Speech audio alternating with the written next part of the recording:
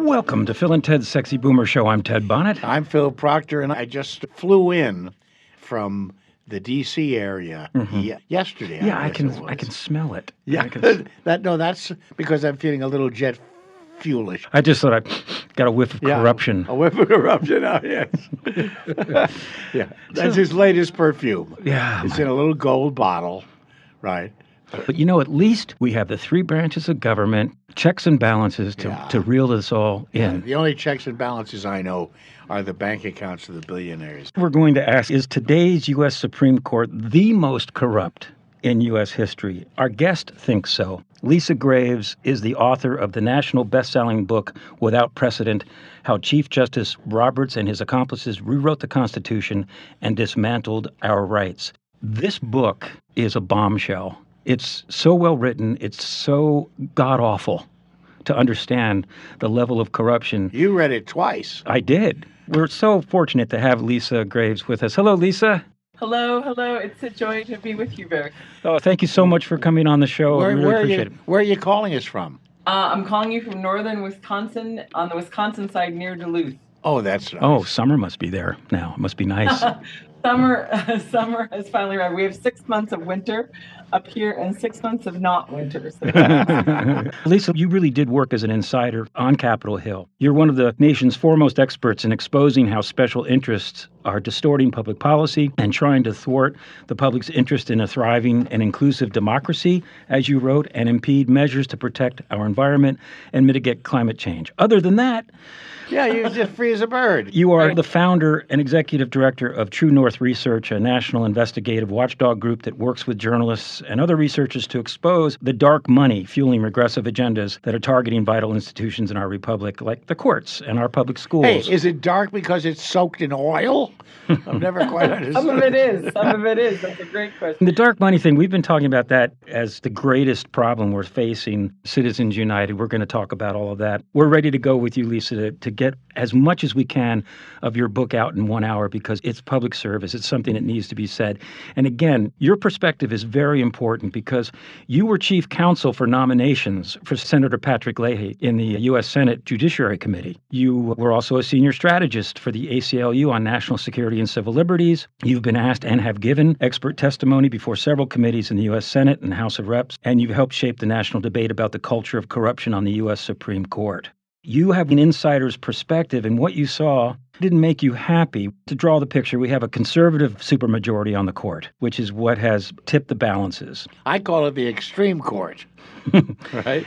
Your book focuses on Chief Justice John Roberts, and that's who we're going to speak about primarily today, because I don't think people realize that that friendly-faced, nice smile that he has masks a much nefarious, if you will, background in his history. He's the nation's 17th Chief Justice.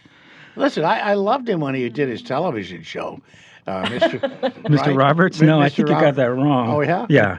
But being only the 17th Chief Justice, his role is extremely consequential historically. He's also the richest by far on the Supreme Court with a net worth of over $25 million. Because of his wife, though, right? Well, he was born with a silver spoon in his mouth. His high net worth makes him, as you wrote, wealthier than 99.9% of the U.S. population. He was born, as you say, on third base, the son of a Bethlehem Steel executive with access to the best private schools money could buy. But his wealth has surged since he was appointed to the Supreme Court because his wife, Jane, has made a fortune as a headhunter. She's been paid large commissions for placing elite lawyers at elite law firms that litigate before the Supreme Court and other courts. Not a conflict of interest there, eh? No.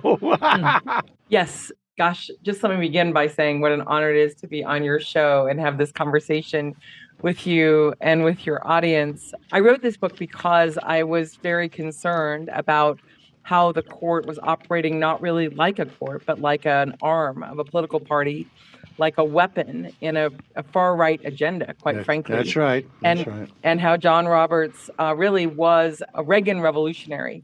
He was back in the Reagan era, and on the court, he is still a Reagan revolutionary. He's still advancing an extreme agenda, and in some instances, he is using the courts to win battles that he lost when he was a lawyer for the Reagan and George Herbert Walker Bush administration. So he's someone who I think really deceived the American people in his confirmation hearings when he was nominated to be the Chief Justice, when he claimed that he was going to be merely an umpire calling balls and strikes. He wasn't chosen to be an umpire.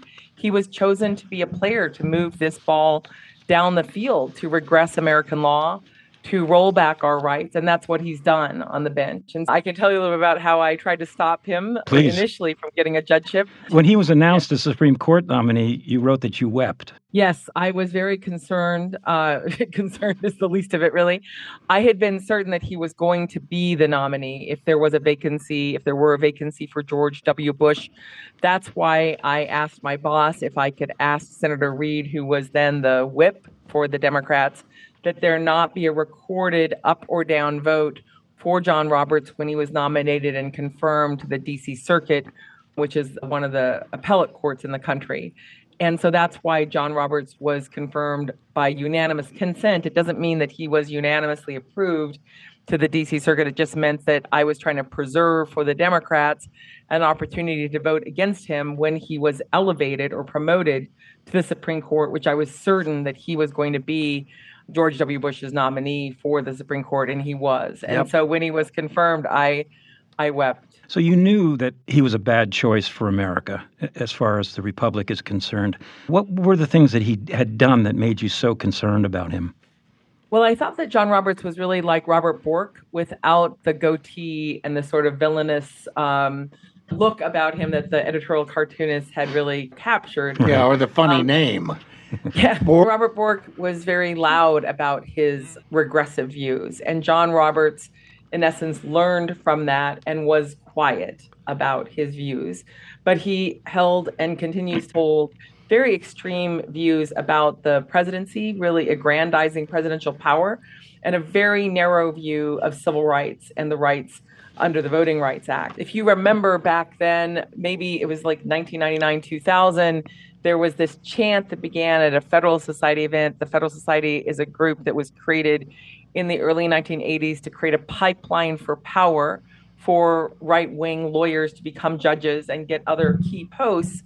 It was funded by a man who is faded in history, but who was very famous for a while, Dick Scaife. He was an heir to the Mellon banking fortune. And Dick Scaife was sort of a demi-billionaire back then, and he funded this group to really create this pipeline, and John Roberts is a beneficiary of that. So fast forward to 1999, 2000, after Clarence Thomas had been confirmed to the Supreme Court along with David Souter for a number of years, there was this chant, no more Souters. The right wing felt that they had wasted a seat on Souter because he was following the law. He was following legal precedents like Roe versus Wade and other precedents, and they didn't want any more Souters, right? How dare a judge follow those precedents? So John Roberts, is the beneficiary of the No More Souters campaign. He and Sam Alito, both, that chant did not go for them. In fact, if you look at what happened that year in 2005, what you see is John Roberts gets confirmed. Harriet Miers is nominated by George W. Bush to the Supreme Court. These howls of protest by none other than Robert Bork and others against her arose, on this No More Souters campaign, saying she wasn't doctrinary enough, she wasn't reliable enough, she wasn't going to be a sure vote. So after about 3 weeks of pressure, George W. Bush pulled down the nomination of his longtime counsel, and they swapped in Sam Alito. And so Sam Alito and John Roberts were confirmed, as part of this agenda to capture the court, and not just like to capture it with fair judges, right? To capture it with judges who are going to use that judicial power, I think illegitimately, quite frankly, to roll back our rights, to reverse the key precedents of the 21st and 20th century. We can look in retrospect, and it's a little sad because we had this moment in the 60s where we swung to a liberal society. We had a robust middle class. People could afford housing. They could afford one-income families. And the rate of wealth among the middle class was rising faster than the wealth class, and that had to come to a stop. And the Reagan Revolution represented the clawing back to a more conservative age. And Roberts, he was the go-to guy for the Reagan administration. You wrote in the book that when Justice Sandra Day O'Connor was nominated by Reagan, John Roberts coached Sandra Day O'Connor on how to not answer questions when she was in hearings.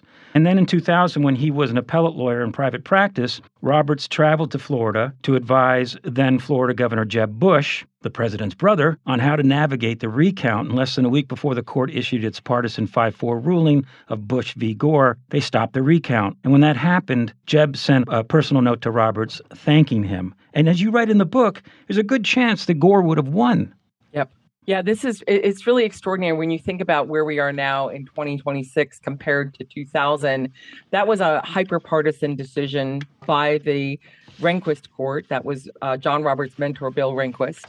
And although Souter was on the other side of that vote, it was 5 Republicans voting to stop the ballots from being counted in Florida. And they adopted arguments that were made by the Bush team. And we now know that John Roberts helped advise some of the main lawyers arguing the cases before the Florida Supreme Court. But it wasn't just him. Brett Kavanaugh went to Florida also to help with the recount, and also Amy Coney Barrett went to Florida to help with the recount. And we also learned through the research that I've done and that my team has done that Ted Cruz was instrumental in bringing people together for that recount, including lawyers like John Roberts. That was one of his first calls. But also Leonard Leo, the man that Donald Trump tapped to choose his list for the Supreme Court, to handpick the Supreme Court justices in Trump's first term. Leonard Leo was organizing lawyers, including John Roberts and others, to be there, people who had been either part of the Federal Society or helped or friendly to the Federal Society. And so you have a situation where these key players who were not famous then, but are very famous now, were part of that effort to block Americans' votes from being counted in that election. And what that meant was not just that we had a president in George W. Bush and his vice president, Dick Cheney, who lied us into the war in Iraq, who made false claims about weapons of mass destruction and the like. But what that meant was that in 2004, they were incumbents when they ran again, and incumbents typically have an advantage. And so they were in the place to benefit from those vacancies, from Sandra Day O'Connor stepping down after George W. Bush was elected in 2004. And then you had Bill Rehnquist dying in the fall of 2005. And that opened up 2 seats for George W. Bush. Had Gore been president, it would be a Democratic majority in terms of the appointees on the Supreme Court. But not just that. That wasn't the only sort of thing of fate or thing that was sort of changed in history due to this unprecedented intervention by the Supreme Court in 2000. But also, as we all know, we saw the Republicans block President Obama from filling the vacancy when Scalia died. And Obama was a twice duly elected, popularly elected president of the United States. And the Republicans, conspiring with their funders and with people like Leonard Leo, blocked that vacancy from being filled with Merrick Garland, filled it with Neil Gorsuch. Their claim was you couldn't confirm someone in the Supreme Court while the presidential election year was happening, even though Scalia died in February and the election was in November. Then, of course, fast forward to 2020, when Ruth Bader Ginsburg dies in September of 2020, they moved Amy Coney Barrett on the Supreme Court within a month as Americans were voting Donald Trump out of office. And in the middle of that, you had Brett Kavanaugh confirmed, despite the very serious allegations against him. Mm-hmm. So if Gorsuch had not been confirmed and if Amy Coney Barrett had not been confirmed, you would have a supermajority on the Supreme Court of Democratic appointees. So you had this complicity by all branches because Mitch McConnell, who was the Senate leader at the time, considered one of his proudest achievements was to destroy the Merrick Garland nomination. Yes. People could argue and say, you guys are left. You guys just don't agree with what they're doing and they're winning and you're sour grapes. There was a very interesting personal perspective you wrote about in your book when you were involved in the vetting of judicial appointees. You were reporting to Attorney Generals Janet Reno and then John Ashcroft. And you witnessed a shocking view from the top in the way in which they operated or performed their duties in vetting potential judicial nominees. This perspective, you saw how Ashcroft on the Republican side operated and how Reno operated. It says another story, doesn't it? There's so much more to the story. I know we have time for the full version, but read the book. Miss Reno was very conscientious and very devoted to making sure that we had people. What would happen is a senator or a member of Congress or maybe a donor might say, hey, I recommend this person for judgeship. But we did a full vetting of those nominees to make sure that they qualified and that wasn't nepotism and that they didn't have issues or scandals in their background, that they were qualified. Reno was under Clinton. Yes, under Clinton. Right. Yes, under Clinton. And then when Bush came in and Ashcroft became the attorney general, they threw the American Bar Association out of the review process, where you would have the bars of a particular state or city, the people in that bar being asked, does this person have a good reputation? Are they honest? Are they an honest lawyer? Are they someone who is deceptive and biased? And they immediately cut that out. And the Ashcroft Justice Department worked with the Federal Society, with Leonard Leo, to be the ones who screened people to get judgeships. And they started putting forward very young people because they wanted them to stay on the bench for 30 or 40 years, beyond like 10 times the term of a president. They wanted young ideologues. They didn't want people who had more experience. Who are the overlords? Who are the puppet masters? Who's in the writer's room doing all of this? Oh, I love You know what I mean? Yeah, I'm super happy on this show with you, Phil and Ted. That is a great question, and it really is the right question, because this didn't happen overnight. Like I said, the Federal Society was initially staked by Dick Scaife, a very notorious right-winger who ultimately would go on to fund the attacks on Bill Clinton, the American Spectator attacks and the like, along with a bunch of other dirty tricks. He was, a very Nixonian supporter of the far right in America.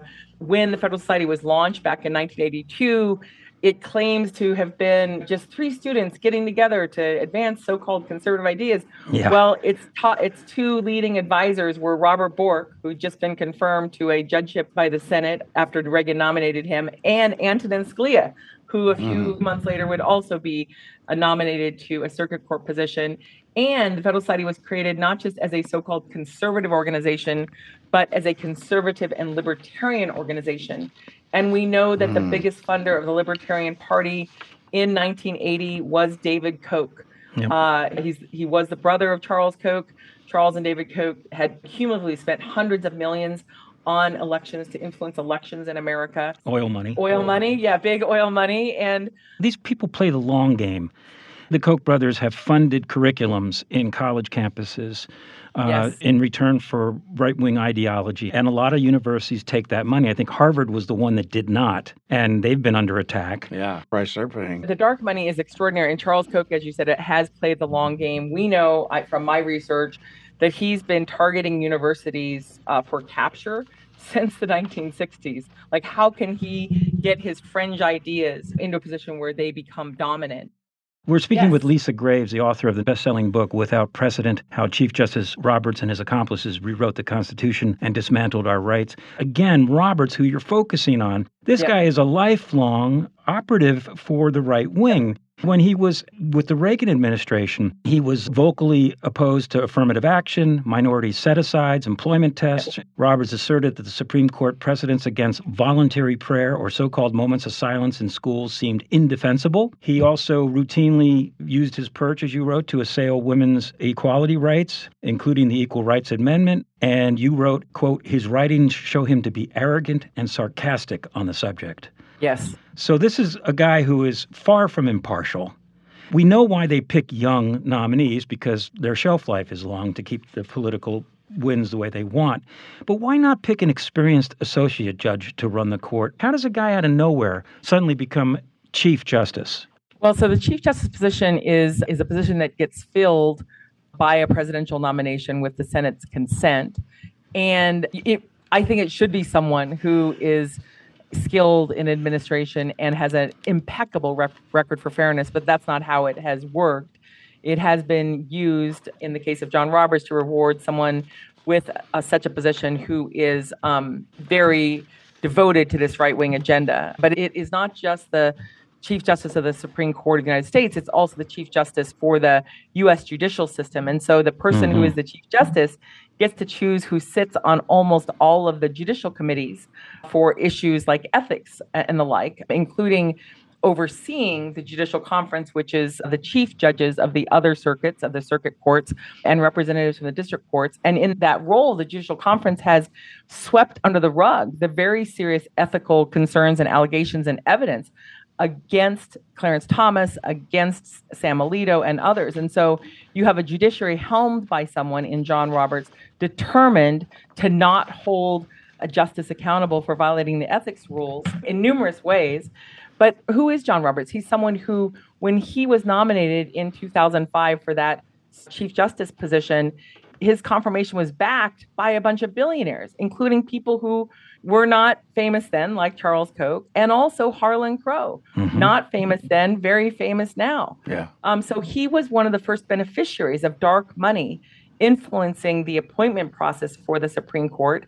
And so he has had no incentive to do anything about it. In fact, I would say to you and your listeners that when you look at what John Roberts did around the immunity decision, the unprecedented counter-constitutional creation of immunity from criminal prosecution for Donald Trump, John Roberts needed Sam Alito and Clarence Thomas to be part of those decisions, or he risked Amy Coney Barrett swinging to the other side. And so you have two men, Clarence Thomas, whose wife was demonstrably, we have ample evidence that she was actively contacting the White House Chief of Staff, Mark Meadows, trying to subvert that election, stop the recount from happening. We know that from the Washington Post reporting.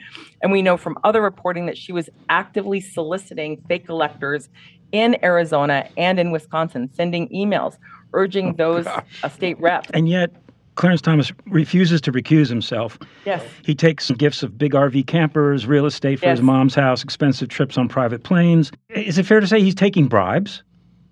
I think that it's definitely intended to influence him by keeping him on the court, because what the ProPublica reporters uncovered in their Pulitzer Prize-winning investigation from 2 years ago, what they uncovered was that in 1999-2000, Clarence Thomas was complaining that he wasn't living the lifestyle to which he wanted to be accustomed. And he was threatening to quit, to resign, to go take a job as a partner at a law firm and cash out. And then all of a sudden, there was all these trips started coming in, all these benefits started coming in to keep him basically on the court, where he gets to live the lifestyle of a billionaire, specifically Harlan Crow, but also hang out, rub elbows with Charles Koch and other billionaires at the secret men's clubs and the like. So you have John Roberts not insisting that Clarence Thomas recuse himself from cases where he is clearly conflicted due to his wife's activity, but also where he himself is conflicted. So that Citizens United decision that you mentioned, which has just had such a devastating effect on our democracy, injecting billions of dollars into our elections by billionaires, trying to drown out the voices of ordinary people and also distort their voices, basically ply them with propaganda. What happened in that Citizens United case is an absolute scandal. In that ruling, Clarence Thomas sat on that case. It was a 5-4 ruling. Just weeks before that decision was issued, Jenny Thomas received $500,000 from Harlan Crow to stake her nonprofit, a 501c4 nonprofit, that she was creating to take advantage of the decision to come by the Citizens United in that Citizens United case to allow these C4 groups, this dark money operation, to really proceed. So on New Year's Eve, she rushed an emergency LLC request to the Virginia Corporation Council because she needed to cash the check. There's no scenario in which Jenny Thomas did not tell Clarence Thomas that their benefactor, the man that had been bankrolling them for luxury trips to his resorts and his super yacht and his super private plane, that he didn't know that she got $500,000 to fund this organization. He did not recuse himself. He was the swing vote. Had he recused himself, it would have been a 4-4 decision that would have left the campaign finance laws in place. And Thomas had the audacity, Clarence Thomas, to write a concurring opinion in which he claimed that under the new precedent of Citizens United, banding on the notion that money is speech, anything that chills the spending of money is unconstitutional.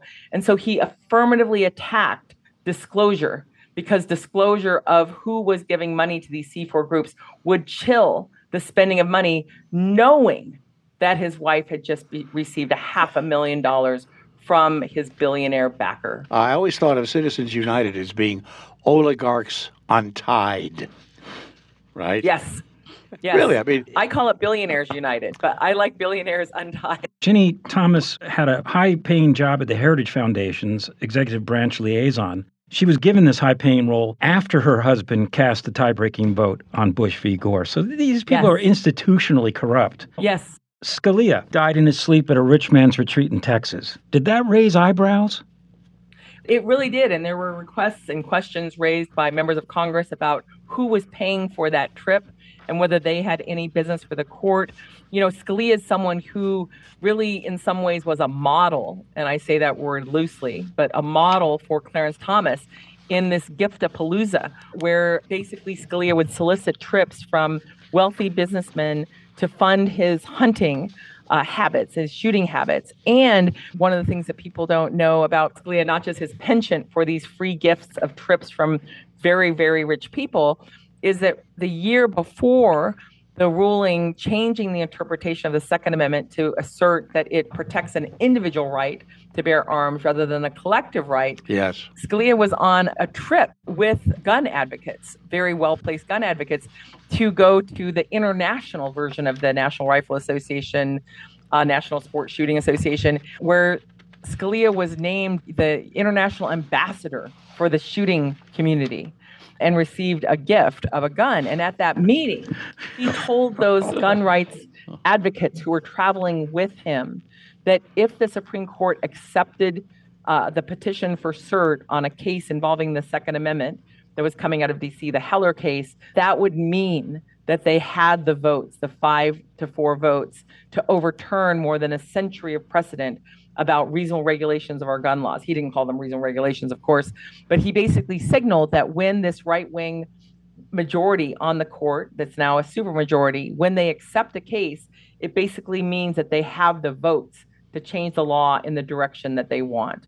Brett Kavanaugh, that had to be one of the most disgraceful nomination processes ever, where you had someone spitting and crying in the hearing saying, "I like beer."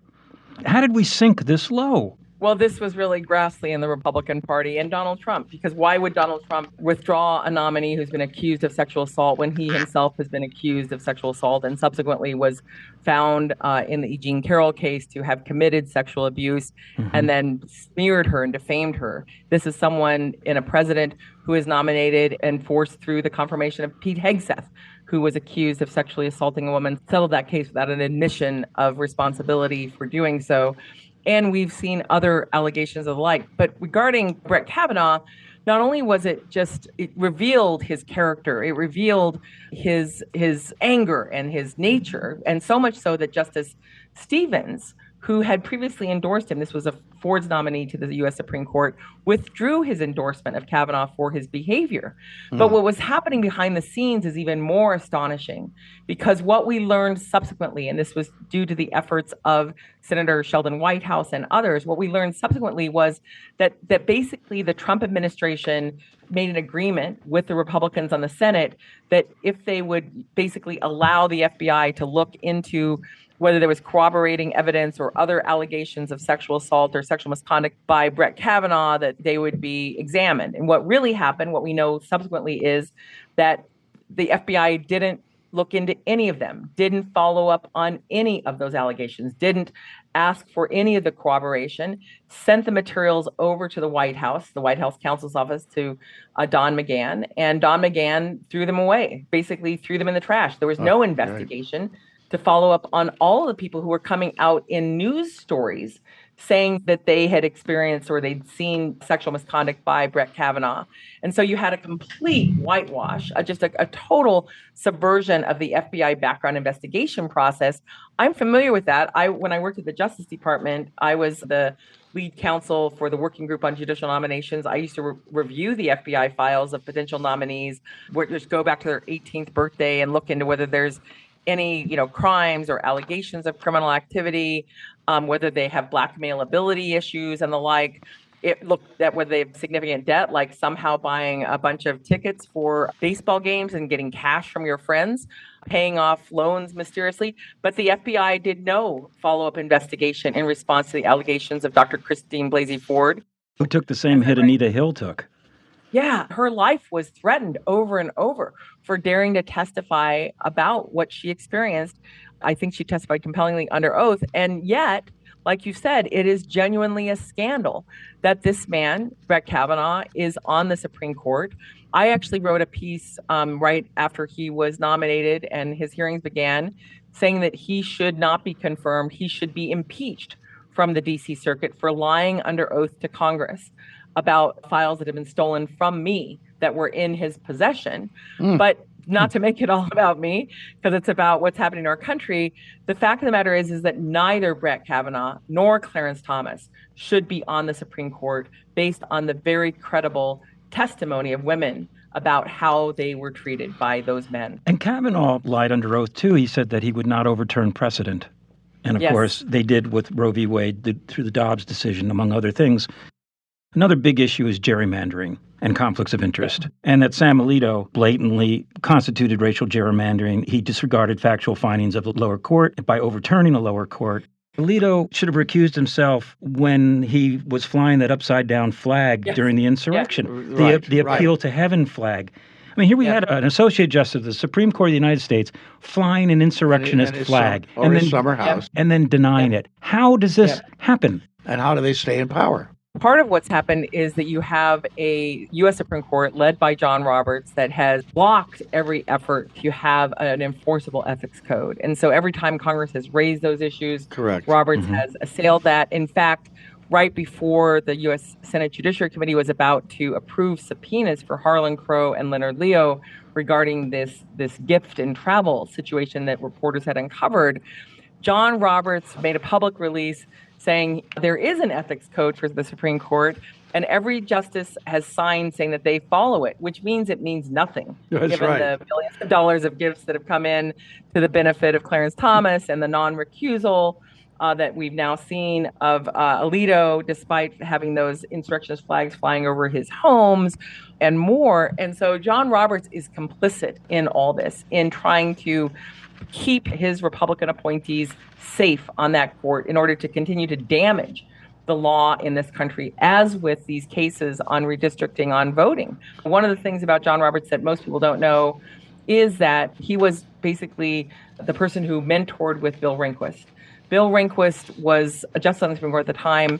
He was a Nixon appointee, but before that, he was known for his role in the Republican Party in Arizona.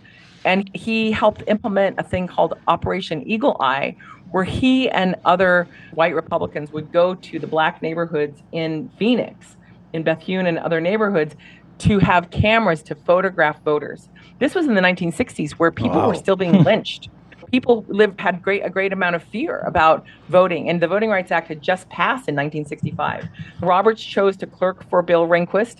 The clerks on the court at that time in 1980-81, they remarked on how close they were on civil rights issues, meaning hostile to civil rights. And then what happened was Bill Rehnquist called the chief of staff for the Attorney General of the United States, who was not then famous, a guy named Ken Starr, who became very famous. He called Ken Starr to get John Roberts a job at the top of the Justice Department, advising the Attorney General of the United States. And he got him that job. And what was John Roberts' job? It was to attack the Voting Rights Act, to attack efforts by Congress to renew the Voting Rights Act and repair a decision that John Roberts' mentor had helped make on Section 2 of the Voting Rights Act. And what the Supreme Court, with Rehnquist on board, had done was try to gut Section 2 of the Voting Rights Act to say that you couldn't look at the effects of a map. If you couldn't look at the effects of changing a map, if it bleached out black voting, if it diluted black voting, you could only look at the intent, whether someone said the N word, basically. And Congress knew that was wrong. Congress knew that that would destroy the Voting Rights Act if you could not take into account the effects. And so Congress repaired it over John Roberts' strenuous objections. He spent hundreds of hours fighting the renewal of the Voting Rights Act and the repair of that damage. And then just this spring, just weeks ago, John Roberts handed the pen to Sam Alito to put a dagger in the back of the Voting Rights Act on this very section, Section 2 of the Voting Rights Act, to bar the effects from being taken into account to show a violation of the Voting Rights Act. The very issue he knows with every bone in his body. He lost as a lawyer, and now he's using the court to win in a way that demonstrably hurts the American people. Revenge! Our guest today is Lisa Graves, the author of the national best-selling book, Without Precedent, How Chief Justice Roberts and His Accomplices Rewrote the Constitution and Dismantled Our Rights. In the time we have left, Lisa, why do you suppose the American public seems to be disinterested or oblivious to this? Well, for a long time, there was this notion by some Democrats that people weren't paying attention to the court, that it was inside baseball to fight with the court. The Republicans did not take that approach. The Republicans took the approach that they didn't want neutral judges. They wanted players on the chessboard who were going to move the ball forward. And Democrats were just trying to have neutral and fair judges, which means you're not putting a lot of political capital into those fights. But that has changed. There's been a growing awareness among the Democrats about what's been happening starting in the early 2000s and up to now in terms of this effort to capture the court. The other thing that's happened that has been amazing and so changing is investigative reporters have started covering the court. Previously, there were like legacy reporters, famous names, people who built their reputation in part on friendships and connections to Supreme Court justices, talking about the court, but normalizing it in a way and not actually conducting investigations. Their job, to be fair to them, wasn't investigative reporting, but began a few years ago, real investigative reporting by ProPublica, by the Washington Post, New York Times, by Rolling Stone and Politico. And that investigative reporting changed things because it uncovered these scandals. It showed these biases. It helped reveal and unmask this dark money so that people could understand how this court was captured and what it meant for our rights. And as a consequence, over the last 3 years, public opinion of the U.S. Supreme Court has plummeted. The support for John Roberts, the support for the court, the belief that it is fair is the lowest point it's been in history. And that disdain for the court is growing, not just because of the Dobbs ruling that overturned Roe, not just because of the immunity decision, not just because of 24 decisions in the past year giving Donald Trump the green light on all sorts of violations of our rights and our rules, but because there has also been this demonstrated scandal of how these justices are living these very high lifestyles, how they're not recusing, how they're not being fair. And so we've never had more support than now for reforming the court.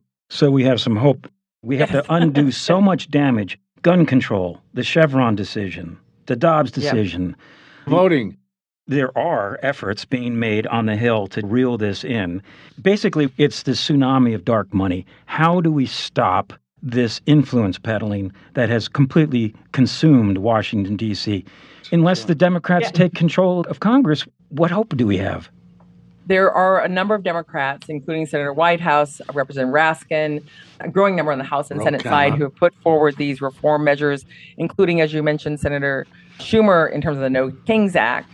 So there's actually a robust and growing call for both the substantive reform of the law and for reforming the court, and not just around the edges. Because the reality is that this court, this Roberts Court, will continue to destroy our rights, including our voting rights, unless we reform the court and limit its jurisdiction, limit its power, and have term limits and have other things, because this court has shown how hostile it is to the Voting Rights Act. So we need to build that momentum with a Congress in the next 2 years that will investigate this court, that will investigate that corruption, that will build the case for reform coming in to 2028. And I hope, in my personal capacity, that there will be a president willing to sign what Congress passes to reform this court and limit its ability to harm our rights. You mean actually follow the law? Yeah. There's this idea, of course, of expanding the court, which is not unprecedented, which could, in effect, go up to 15 and create a de facto attrition rate. And you wrote that to increase the size of the court would also possibly include ensuring that each presidential term has at least one Supreme Court seat to fill to better represent the interests of the voters. You also talk about 25-year term limit, because Roberts is still a relatively young guy.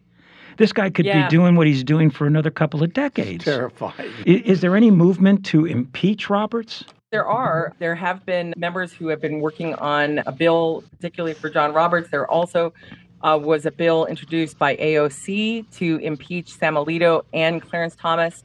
The term limit measure at 15 years or 20 years, if that went through 15 or 20 years, that would immediately remove Alito and Thomas and Roberts because of how long they've been on the court.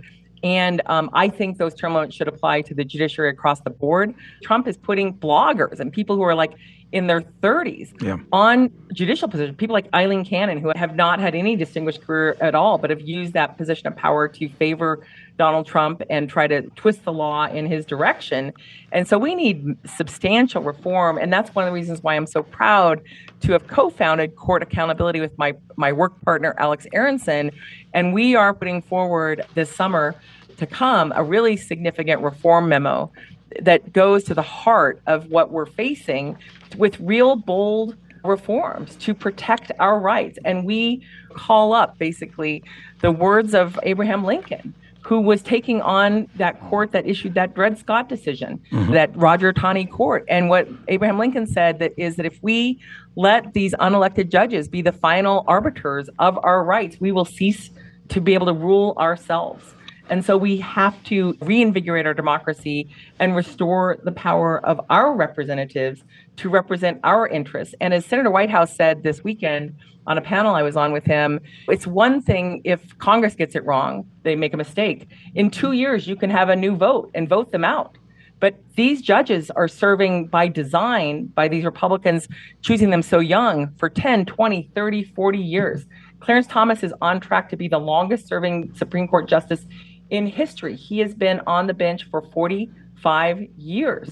That is an outrageous period of time to invest in someone to have such power over our lives. We have no way to check other than through impeachment. Yeah, I think he should be impeached. And I think we should have bills of impeachment for others as well. There's hope that Citizens United and some of these more egregious decisions could be either nullified or overturned. I want to end with this quote from your book. You wrote, "I think John Roberts will go down as the worst Chief Justice in American history. The path of deep destruction he has carved through our laws and our democracy all but ensures it. He has sown the seeds for his fall from grace by opening the door to authoritarianism in America."